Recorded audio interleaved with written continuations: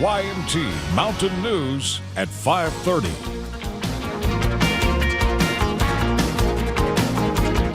Good evening, I'm Will Puckett. We begin with breaking news out of Leslie County this evening, where a large fire has damaged multiple buildings and homes. Here is video a viewer dropped off to us of the flames just a little while ago. We do know at least 2 homes are destroyed. Another received significant damage. The health department in Leslie County is also damaged. We do have a reporter at the scene this evening and hope to have you a live report coming up at 6. Well, lawmakers say keeping schools safe remains a priority in this year's legislative session. Last year, the General Assembly passed a law that calls for more school resource officers to oversee school safety. As WYMT's Phil Pendleton reports, a year later, and lawmakers were told a lot of progress has been made, but more work needs to be done. Schools can address. A key component of last year's priorities, Senate Bill 1, was getting more officers into schools. Like I mentioned here, I think there's a misnomer about SROs that they're there to back up the paddy wagons and put kids in there. These, ladies and gentlemen, are role models out there. They are mentors with these kids. They are eating this up. They want to have this information. Lawmakers were told on Thursday that there are 474 school resource officers in Kentucky, but not every school has one. It seems to me that non-compliance is not acceptable.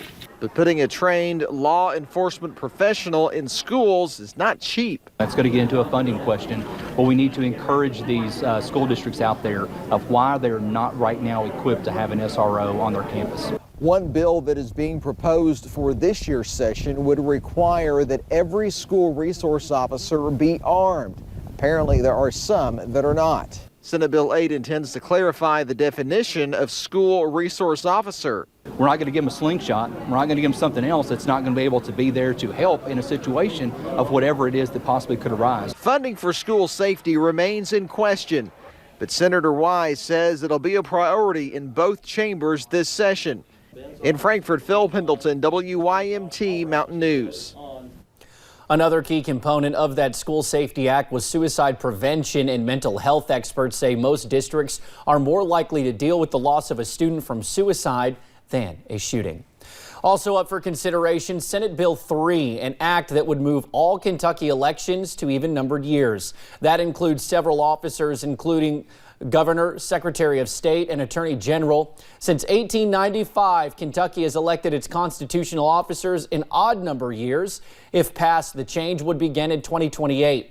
The bill will next head to the House for a vote. This is not the first time this amendment has been introduced. Similar bills were on the table back in 2018, with one passing the Senate, but not the full House.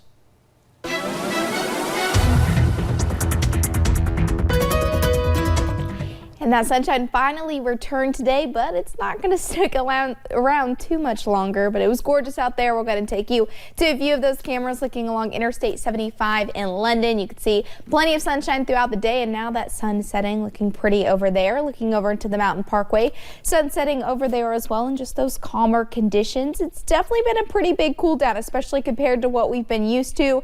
Low to mid 40s right now, 50s if you're looking down into parts of Tennessee, upper 30s into Moorhead, so on the chilly side. And compared to this time yesterday, well, we're about 20 degrees cooler. We're going to continue to see that cool trend, especially as we head into tonight. So over the past 10 days, you can see we've actually been well above average. We started out the month a little bit on the cooler side, but still way above average. And by the time we get to this time next week, well, we're going to be way below average. I'll have more on that coming up in just a little bit.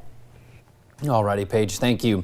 Well, Pike County schools will not be in session tomorrow. The district announced today that its schools will observe a non-traditional instruction day due to the lack in attendance. WYMT's Buddy Forbes spoke to officials who say widespread flu activity is to blame. As the number of confirmed flu cases in Kentucky increases, we have been looking at attendance this week, and it has steadily declined. Schools across the region are seeing the impact. when they have the fever, when they have the symptom home, and they're not allowed to go back to school unless the fever is gone for at least 24 hours and unless they're seen by their physician for that. With more than 2,200 confirmed cases this week alone, the Kentucky Department for Health reports that the virus hits heavily in children ages 1 to 10, which is why Pike County schools are closing Friday. Give the kids an opportunity to go home, get the meds, get better, so that we don't continue to spread that from kid to kid. To give the students a chance to recover and give the staff a chance to deep clean the campuses. We're confident that the school environment will be healthy enough to return without any problems. But Dr. Fadi Alacross from the Pikeville Medical Center says that vigilance needs to be met with parent cooperation. So parents, they have to be responsible. Okay, it's not about letting the kids to go to school because they have a job to do. They have to also to care about the other kids and other parents. He says children and parents should always be tested when they are sick to get a real diagnosis in order to fully treat any illness. Because some of these viruses can present in similar fashion. And it's very important to know which one is causing the trouble. So I highly recommend people who have the symptoms to be checked with their physician and know exactly what kind of virus they're dealing with. As the medical and educational institutions come together to keep the community healthy. In Pike County, Buddy Forbes, WIMT Mountain News. Officials expect school to resume Tuesday on a regular schedule. Meanwhile, University of Kentucky Healthcare is putting restrictions on visitors. The measures are temporary and are meant to protect other patients' health. For now, children younger than 12 years old are not allowed. No visitors with flu-like symptoms are allowed, and there's a limit of 2 visitors in a patient's room at a time. We worry about the safety of our healthcare workers, we worry about the safety of other visitors, but most importantly, we worry about the safety of our patients who are vulnerable, who are recovering from their illnesses, and we try to limit as much as possible the amount of flu that they could be exposed to. Doctors are also reminding the public it is not too late to get a flu shot. A Letcher County shooting case is now in the hands of a grand jury. Police say Bobby Combs met up with 2 men who thought Combs was bringing them marijuana. Instead, the men claim he pulled out a shotgun and demanded $50. That is when one of the other men pulled out a pistol and say Combs started shooting at them.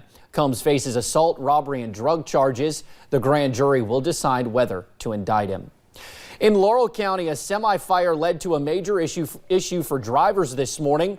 It happened around 4 this morning on Interstate 75 near Corbin. The southbound lanes of I-75 were shut down for more than 2 hours while crews worked the scene. The interstate reopened just before 6:30 this morning. Thankfully, no one was injured.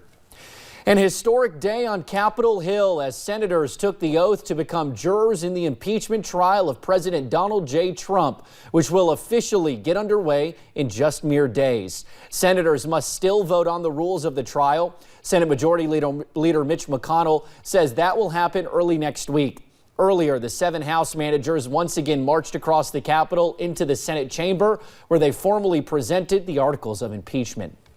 Meanwhile, President Trump has announced new guidance expanding prayer in public schools under the First Amendment. The president hosted students of different faiths during an event in the Oval Office. Skylar Henry reports from the White House.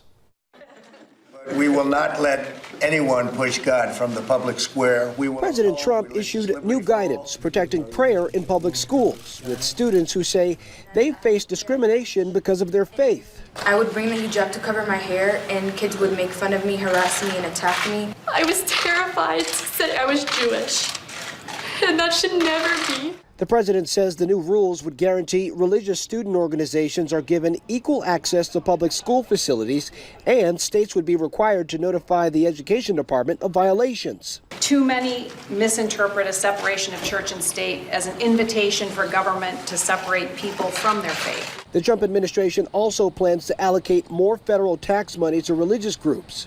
The event here at the White House coincided with National Religious Freedom Day, highlighting the constitutional right of freedom of religion.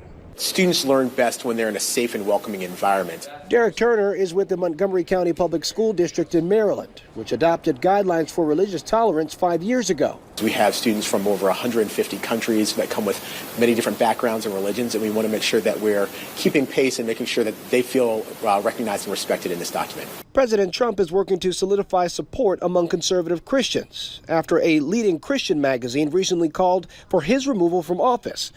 White evangelicals overwhelmingly supported President Trump in 2016. Skylar Henry, CBS News, the White House. Now, we do know one Pike County teen was a member of the group who met with the president today. We hope to talk to her tonight or tomorrow. Now, the ACLU says it will vigorously oppose any action taken by the Trump administration that would inject school-sponsored prayer into public schools. Coming up on Mountain News at 5:30, wait until you hear about this survivor snow story. One person stuck under mounds of snow for days. And we have one more rainy day before a dry spell moves into the mountains. We'll break down the soggy system coming up in just a few short minutes.